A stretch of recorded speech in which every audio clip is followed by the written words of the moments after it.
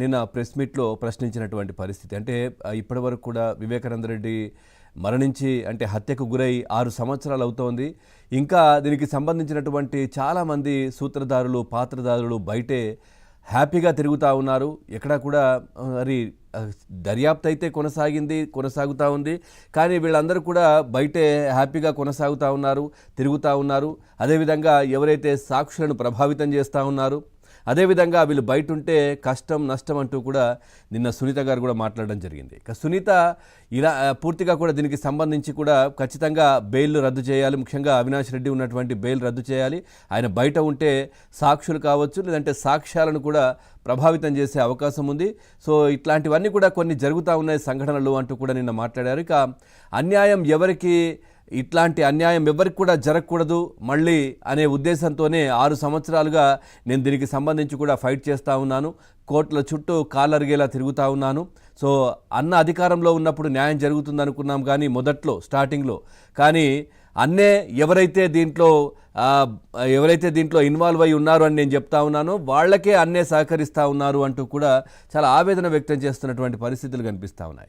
6 ఏళ్లుగా పోరాటం చేస్తున్నామంటూ కూడా నిన్న సునీత గారు మాట్లాడారు. పులివెందులలో ప్రస్తుత ఘటనలు నాన్న హత్యను గుర్తు చేస్తూ ఉన్నాయని చెప్తా ఉన్నారు. ఎందుకంటే ఎవరైతే దీనికి సంబంధించి అప్రూవర్గా మారినటువంటి పరిస్థితి కనిపించిందో మనం చూసాం. సునీల్ కావచ్చు, దస్తగిరి కావచ్చు, లేదంటే ఇంకొద్ది మంది దీంట్లో ఎవరైతే ఉన్నారని అనుకుంటున్నామో వాళ్ళను చంపే ప్రయత్నం కూడా జరిగింది అని గతంలో వాళ్ళు ఎవరైతే ఉన్నారో మా పైన అటాకులు జరుగుతూ ఉన్నాయంటూ కూడా పోలీస్ ప్రొటెక్షన్ కావాలంటూ కూడా ఇటు సునీల్ కావచ్చు వీళ్ళందరూ కూడా అడిగిన పరిస్థితి మనం చూసాం. ఇక సునీత గొడ్డలితో నరికినటువంటి బాడీని అక్కడే పెట్టి అప్పుడు గుండెపోటు అని చెప్పారు అంటూ కూడా నిన్న ఆవేదన వ్యక్తం చేశారు మరొకసారి.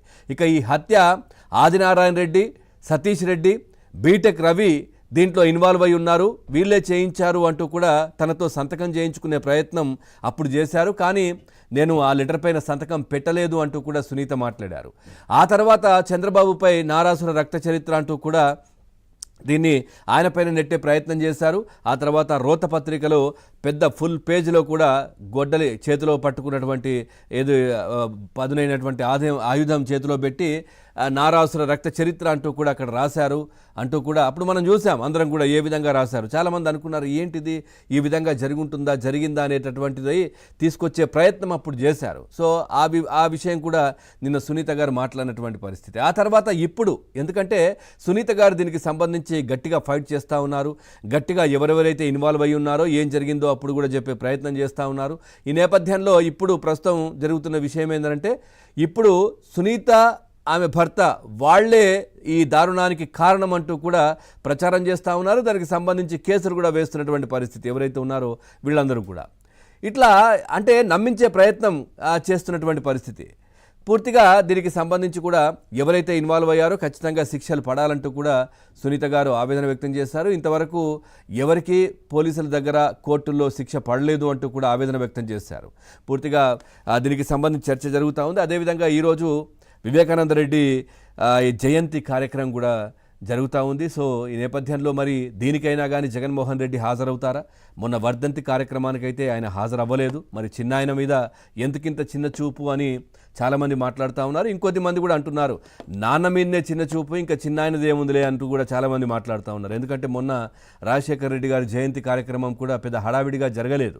ఎక్కడా కూడా ఆ రోత పత్రికలో ఫుల్ పేజ్ యాడ్లు కూడా ఎక్కడ కనిపించలేదు. ఎందుకంటే గతంలో అధికారంలో ఉన్నప్పుడు ఇట్లాంటి హడావిడి అంతా చేశారు. ఎందుకంటే అదంతా ప్రజాధనంతో యాడ్లు ఇవ్వడం కావచ్చు, సో ప్రజాప్రతినిధులు రాజశేఖర రెడ్డి గారి గురించి యాడ్లు ఇవ్వడం కావచ్చు, ఇవన్నీ కూడా జరిగాయి ఆ పత్రికకు లాభం చేకూర్చడం కోసం. ఇప్పుడు మరి ఆ పత్రిక నడవాలి అని అంటే మరి ఇప్పుడు వాళ్ళ అధికారంలో లేరు కదా, ప్రజాధనాన్ని ఎట్లా ఇస్తారు? ఏ విధంగా ఇవ్వలేరు. కాబట్టి యాడ్లు కూడా ఇవ్వలేదు మరి రాజశేఖర రెడ్డి గారి జయంతి కార్యక్రమంలో. సో అట్టహాసంగా ఎక్కడ జరిగినట్టు అనిపించలేదు. సో ఇప్పుడు మరి నాన్న మీదనే లేదు ప్రేమ, మరి చిన్నాయన మీద ఏముంటుంది అంటూ కూడా చాలామంది మాట్లాడుతూ ఉన్నారు. సో చూద్దాం మరి జగన్మోహన్ రెడ్డి మరి దీనికి సంబంధించి ఎట్లా రియాక్ట్ అవుతారు. నిన్న సునీత గారు మాట్లాడినటువంటి అంశం కావచ్చు, ఇవన్నీ కూడా అంటే దీనికి సంబంధించి చర్చ కూడా